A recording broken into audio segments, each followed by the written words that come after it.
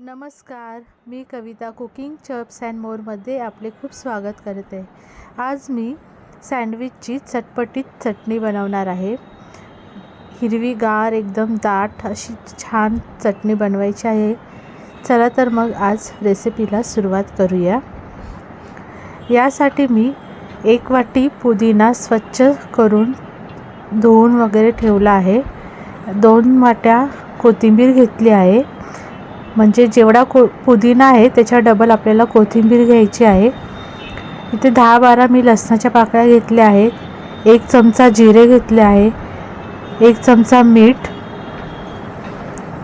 आणि 1 लिंबाचा रस घ्यायचा। आलं घ्यायचं आहे 2 इंच, साल वगैरे काढून ठेवले याची, आणि छोटा गुळाचा खडा घ्यायचा आहे। हे तुमच्या आवडीप्रमाणे तुम्ही घेऊ शकता, गोड वगैरे किती आवडत असेल असं। आता हे सर्व मी मिक्सरच्या भांड्यामध्ये काढून घेते। ही चटणी खूप टेस्टी होते आणि यामुळे आपले सँडविच खूप टेस्टी लागतात। ही चटणी तुम्ही स्टार्टर्स बरोबर पण देऊ शकता, वडापाव वगैरे किंवा भजी याबरोबर सुद्धा देऊ शकता खायला, खूप छान लागते। आणि ही तुम्ही फ्रीजरमध्ये हवाबंद डब्यामध्ये 20-25 दिवस अशीच राहते। ही चटणी एकदम हिरवीगारीचा कलरही काळपट पडत नाही, खूप छान राहते ही चटणी। यामध्ये आता मी सर्व जिन्नस टाकून घेतलेत, आलं, गूळ वगैरे, लिंबाचा रस। गूळ थोडा बारीक करून घ्यायचा, थोडा चिरून घ्यायचा आणि हे मिक्सरला बारीक पेस्ट करायची। यामध्ये पाण्याची वगैरे काही गरज लागत नाही। हे पहा किती छान आपली चटणी बनून तयार आहे, एकदम हिरवीगार दाट। याने सँडविच खूप छान टेस्टी होतात, खायला खूप टेस्टी लागतात।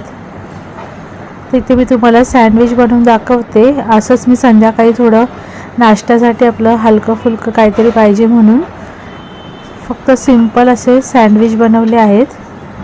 ते मी ब्रेडला बटर लावून घेतलं आणि ही पहा आपली चटणी किती छान दिसते आहे, एकदम दाट हिरवीगार मस्त। त्यावर मी कांदा, टोमॅटो, काकडी घालते। तुम्हाला तुमच्या आवडीप्रमाणे तुम्ही भाज्या वगैरे घ्या। बटाटा वगैरे काही घातला नाही आहे, फक्त हे असंच तुम्ही नुसती चटणी आणि बटर लावून जरी खाल्लं तरी खूप छान लागतं। एकदम मस्त चटपटीत आपली चटणी तयार होते।